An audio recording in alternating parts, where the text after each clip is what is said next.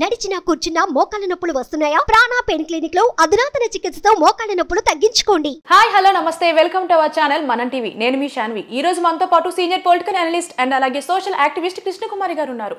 ఆవిడతో మాట్లాడి ప్రస్తుత రాజకీయాల గురించి తెలుసుకుందాం. హాయ్ మ్యామ్, నమస్తే. ఎలా ఉన్నారు మ్యామ్? మ్యామ్, ఇప్పుడు మనందరికీ తెలిసిందే, చంద్రబాబు నాయుడు గారు పవన్ కళ్యాణ్ గారు పొత్తులో ఉన్నారు. మరి ఈ రోజు అయోధ్యలో నరేంద్ర మోడీ గారు అలాగే పవన్ కళ్యాణ్ గారు అలాగే చంద్రబాబు నాయుడు గారు భేటీ కాబోతున్నారు అనే విషయం అయితే మనందరికీ స్ప్రెడ్ అయింది. మరి ఈ భేటీ ఎలా ఉండబోతుంది? వీళ్ళు ముగ్గురు ఏమైనా పొత్తులోకి వచ్చే అవకాశం ఉందంటారా? ముగ్గురు పొత్తులోకి రావాలి అనుకుంటే ఎవరు ఆపలేరండి. రావచ్చు, అది వాళ్ళ ఇష్టం. కాకపోతే ఈరోజు పొత్తు పెట్టుకున్నందువల్ల అసలు పొత్తులు ఎందుకు పెట్టుకుంటారు? ఏదో ఒక ప్రయోజనం ఆశించే పెట్టుకుంటారు. అంతేగాని ప్రయోజనం లేకోకుండా బలి అవ్వడానికైతే పొత్తులు పెట్టుకోరు కదా. వీళ్ళ వల్ల వాళ్ళకి, వాళ్ళ వల్ల వీళ్ళకి పరస్పరం లాభాపేక్షతోనే పొత్తులు పెట్టుకుంటారు. కాకపోతే కొన్నిసార్లు దురదృష్టవశాత్తు ఏం జరుగుతుంటుందంటే ఒకరికి ఎక్కువ లాభము, ఒకరికి ఎక్కువ నష్టం వచ్చే పరిస్థితులు ఉంటాయి. అయితే ఇప్పుడు ప్రస్తుతం ఉన్న పరిస్థితుల్లో ఆంధ్రప్రదేశ్లో అన్వయించుకుంటే గనక చంద్రబాబు నాయుడు, పవన్ కళ్యాణ్ ఉన్నది ఆంధ్రప్రదేశ్లో. అవును. బీజేపీతో గనక కలిశారు అంటే అది బీజేపీకి లాభం అవుతుంది తప్పితే వీళ్ళిద్దరికైతే లాభం ఉండదు. మరి ఈ మాత్రం బేరీజు వేసుకోకుండానే చంద్రబాబు నాయుడు వాళ్ళతో కలుస్తాడా అంటే చంద్రబాబు నాయుడిని చాలా చాలా రాజకీయ చాణక్యుడు అంటారు. అవును. మరి అంత రాజకీయ చాణక్యుడి తెలివితేటలు ఏమవుతున్నాయి? మరి అంత నష్టం కలిగించే పని చంద్రబాబు నాయుడు ఎందుకు చేస్తాడు అనేది ఇప్పుడు ఇవాళ $1 మిలియన్ క్వశ్చన్. అవును. ఇప్పుడు ఆంధ్రప్రదేశ్ ఉన్న పరిస్థితుల్లో బీజేపీ బలంగా లేదు, అక్కడ అస్సలు బలంగా లేదు. ఏదో ఒక పార్టీతో పొత్తులో ఉంటేనే 1-2 సీట్లు వస్తాయి తప్పితే ఒంటరిగా పోటీ చేస్తే అది కూడా రావు. కానీ మరి అలాంటి బీజేపీ పార్టీతోటి పొత్తు ఎందుకు పెట్టుకుంటున్నారు అనేది ఒకటి. రెండోది ఏంటి అంటే అసలు ఆంధ్రప్రదేశ్ ప్రజల మనసుల్లో బీజేపీ గురించి ఏముంది, బీజేపీని వాళ్ళు ఎలా స్వాగతిస్తారు, ఎలా అసలు బీజేపీ మీద వాళ్ళ మనోభావం ఏంటి అనేది కనుక ఆలోచిస్తే ఇవాళ ఆంధ్రప్రదేశ్కున్న పరిస్థితులు, వాళ్ళ కష్టాలు, వాళ్ళ నష్టాలు, వాళ్ళ రాష్ట్రం విడిపోయినప్పటి నుంచి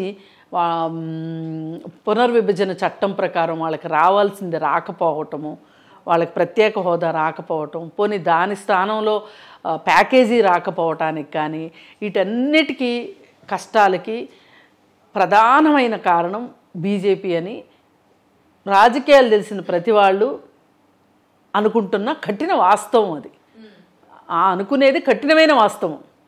మరి అంత కఠినమైన వాస్తవాన్ని తెలిసి కూడా ఎందుకు చంద్రబాబు బీజేపీ తోటి స్నేహం చెయ్యాలనుకుంటున్నాడు అని మనం ఆలోచిస్తే గనక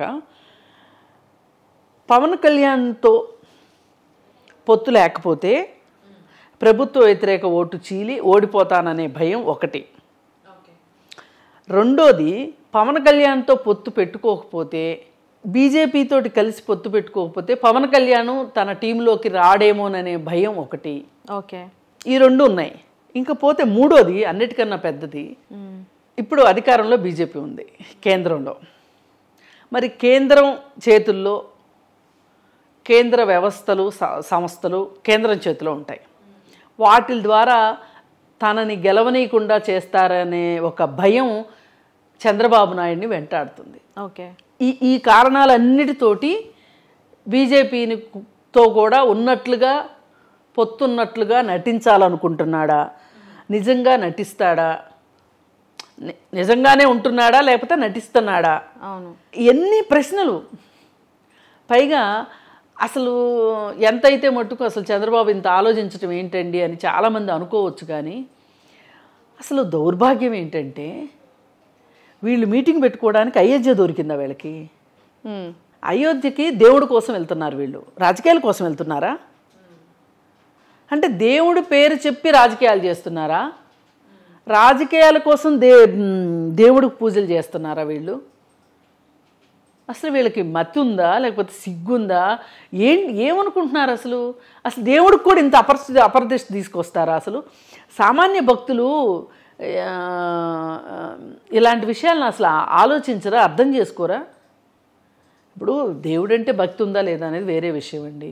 భక్తి ఉన్న భక్తుల మనోభావాలతో కూడా ఆడుకుంటాము. రాజకీయ నాయకులకి అసలు తగునా? ఇప్పుడు వాళ్ళు అక్కడ ఏదో గుడి ప్రతిష్ఠ జరుగుతుంది, అది అక్రమమా సక్రమమా మంచా చెడు అనేది వేరే విషయం. ఏదైనా దేవుడి కార్యం కదా అక్కడ జరుగుతుంది. అవునవును. ఇప్పుడు మాలాంటి వాళ్ళని కూడా దేవుడు అంటే నమ్మకం లేని వాళ్ళని కూడా మేమేం మాట్లాడింది ఎందుకు అంటే వాళ్ళ మనోభావాల మీద మనం దెబ్బతీసే హక్కు మనకు లేదు. అసలు వాళ్ళ మనోభావాల గురించి మాట్లాడకూడదు. అది ఒక సిద్ధాంతం. అవును. ఇప్పుడు నా మనోభావాలు నాకెంత ఇంపార్టెంటో, గౌరవం నేను ఎంత గౌరవిస్తానో రెండో వాళ్ళ మనోభావాలను కూడా గౌరవించాలి. నమ్మకాలు తీసి పక్కన పెట్టండి కాసేపు. మనోభావం అది వాళ్ళ మనోభావం. దేవుణ్ణి నమ్మేవాళ్ళు ఇవాళ రాముడికి అక్కడ ప్రతిష్ఠ జరుగుతుంది, వాళ్ళు సంతోషంగా ఉన్నారు, ఉండనివ్వండి. ఎవరి సంతోషాన్ని కాదనే హక్కు మనకు ఎవరిచ్చారు అసలు? అవును. కానీ మీరు మట్టుకు పనిగట్టుకుని అసలు దేవుణ్ణి అడ్డం పెట్టుకుని మీరు రాజకీయాలు చేయడం ఎంత అవమానకరం అండి. నిజంగా దేవుడికి అవమానకరం ఇది. అసలు నాకు అనిపిస్తుంది నిజంగా వీళ్ళు దేవుణ్ణే నమ్ముతున్నారా? నిజంగా దేవుణ్ణి నమ్మితే గనక, నిజమైన భక్తులు గనక అయితే గనక వీళ్ళు అసలు ఈ విషయం దేవుణ్ణి కూడా పలచం చేసేటట్లు ఉంది, చులకం చేసేటట్లు ఉంది అనే ఒక భయం వీళ్ళని వెంటాడట్లేదా? ఓ పక్క దేవుడే, వీళ్ళ రాజకీయాలే, వీళ్ళ సమాలోచనలే. దీనికైనా గుడి బడి అంటారు. ఒక లిక్కర్ షాప్ పెట్టుకోవడానికి ఒక గుడి బడి అంటారు. ఎందుకంటారు? గుడికి ఒక పవిత్రమైన ఉద్దేశంతో భక్తులు ప్రశాంతమైన వాతావరణం కోసం వెళ్తారు. అవును. అలాగే బడి అంటే అక్కడ దేశ పౌరుల్ని తీర్చిదిద్దే ప్రదేశము. ఆ చిన్నపిల్లల మీద, విద్యార్థుల మీద ఆ ప్రభావం చూపకూడదు అని. మరి మనం ఒక గుడి బడి దగ్గరనే మనం ఇంత ఆలోచిస్తున్నప్పుడు, ఇంత పెద్ద అయోధ్య రామాలయం కట్టుకునేటప్పుడు అక్కడ రాజకీయం ఏంటండి అసలు? అక్కడ మీటింగులు ఏంటి అసలు? ఒప్పర్ మీటింగులు మీరు ఎక్కడైనా పెట్టుకోవచ్చు కదా. ఇప్పుడు దేవుణ్ణి నమ్మని మాకే దేవుడి మీద అంత గౌరవం మాకున్నప్పుడు, నమ్మకం వేరు గౌరవం వేరండి. నేను మళ్ళీ చెప్తున్నా, గౌరవం అనేది ఏంటి అంటే మీరు నమ్ముతున్నారు, మిమ్మల్ని నేను గౌరవించాలి. మీ నమ్మకాన్ని నేను మాట్లాడొద్దు. నేను కూడా నమ్ముతున్నాను అంటే అది వేరే విషయం. కానీ అక్కడ ప్రజలు నమ్ముతున్నారు దేవుడి గురించి. రాజకీయ నాయకులు మీరు కాసేపు ఆపుకోలేరా అసలు? ఢిల్లీ వచ్చి పెట్టుకోవచ్చు మీటింగు, లేదంటే హైదరాబాద్ వచ్చి పెట్టుకోవచ్చు. సరే హైదరాబాద్ కూడా ఎందుకంటే బెజవాడ వచ్చి పెట్టుకోవచ్చు. మీరు కులాసాగా రావడానికి ఎయిర్పోర్ట్లు అయితే ఉన్నాయి కదా బెజవాడలో, కూడా వచ్చి మాట్లాడుకోవచ్చు. అక్కడ భేటీ ఏంటి? నేను దాన్ని పూర్తిగా వ్యతిరేకిస్తున్నాను. పైగా ఆంధ్రప్రదేశ్ ప్రజలు బీజేపీ తోటి కలవడాన్ని అంతగా ఆమోదిస్తారు, హర్షిస్తారు అని అయితే నేను అనుకోను. మేడం, ఇప్పుడు ఈ భేటీ విషయంలో చూసుకుంటే ఒకప్పుడు బీజేపీ చెప్పేదన్నమాట, పవన్ కళ్యాణ్ గారితో మేము పొత్తుకు రెడీగా ఉన్నాము కానీ టీడీపీతో పొత్తుగా రెడీగా లేము, ఏదన్నా సరే పవన్ కళ్యాణ్ గారు డిసైడ్ చేసుకోవాలి అని బల్లగుద్ది చెప్పారు. మరి ఇప్పుడు దీన్ని యాక్సెప్ట్ చేస్తారా టీడీపీతో పొత్తుని? ఐ మీన్ ఈ భేటీలో ఏమన్నా వాళ్ళు తిరకాసు చేసే అవకాశం ఉందా? అంటే ఇప్పుడు టీడీపీ తోటి పొత్తు బీజేపీకి అవసరం, టీడీపీకి బీజేపీతో పొత్తు అవసరంలే. వాళ్ళకేవో 2 సీట్లు నంచుకుందామని చూస్తున్నారు వాళ్ళు ఈ పొత్తుతోటి. కానీ ఇది చంద్రబాబు నాయుడికి నష్టం. బీజేపీని ఎంత చంద్రబాబు నాయుడు పక్కన పెడితే మోడీ జగన్మోహన్ రెడ్డి ఒకటే అన్న ఉద్దేశాన్ని ప్రజల్లోకి తీసుకెళ్లడం అవసరమైన విషయం. ఇక్కడ నిజం కూడా అది. అసలు నేను వ్యతిరేకిస్తుంది అయోధ్య పరమ పవిత్రమైన ప్రదేశం అని మీరు చెప్పుకునేటప్పుడు ఆ పరమ పవిత్రమైన ప్రదేశాన్ని ప్రశాంతంగా ఉండనివ్వకోకుండా మీ రాజకీయాల కాకిగోల ఏంటి అనేదే నా ప్రశ్న. ఆ భేటీ అయితే మటుకు అక్కడ ఆమోదించే విషయం కాదు. ఇక అసలు అక్కడ భేటీయే జరగకూడదు అనుకుంటే అక్కడ తీసుకునే నిర్ణయాలు ఇంకెంత గొప్పకుంటాయి. ఒకవేళ వీళ్ళు భేటీ అయినా జరిగేసి వీళ్ళు ముగ్గురు పొత్తులోకి వస్తే మేడం జగన్మోహన్ రెడ్డికి ఏమైనా ఎఫెక్ట్ అవుతుందా? ఒకవేళ ఇన్ కేసు ముగ్గురు పొత్తు ఓకే అయ్యి ఫ్యూచర్లో ఎలక్షన్స్ వస్తున్నాయి కాబట్టి? అంటే ఒక పక్క కాంగ్రెస్ పార్టీ ఇండియా కూటమి పెట్టింది. ఇవాళ ఉన్న పరిస్థితుల్లో మోడీని ఎదుర్కోవాలి అంటే ఇండియా కూటమిలోనైనా ఉండాలి చంద్రబాబు నాయుడు. లేదు బీజేపీ కూటమిలోకైనా రావాలి. ఆల్రెడీ జగన్మోహన్ రెడ్డి ఆ కూటమిలో ఉన్న తర్వాత ఈయన కూడా ఆ కూటమిలోకి వెళ్ళి ఏం చేస్తాడు? ఒక్క వరలో 2 కత్తులు ఇముడతాయా? ఇమడవు కదా. అందుకని ఖచ్చితంగా మోడీ చంద్రబాబు నాయుడిని వదులుకుంటాడా లేకపోతే జగన్మోహన్ రెడ్డిని వదులుకుంటాడా అనేది ఇక్కడ మౌలికమైన ప్రశ్న.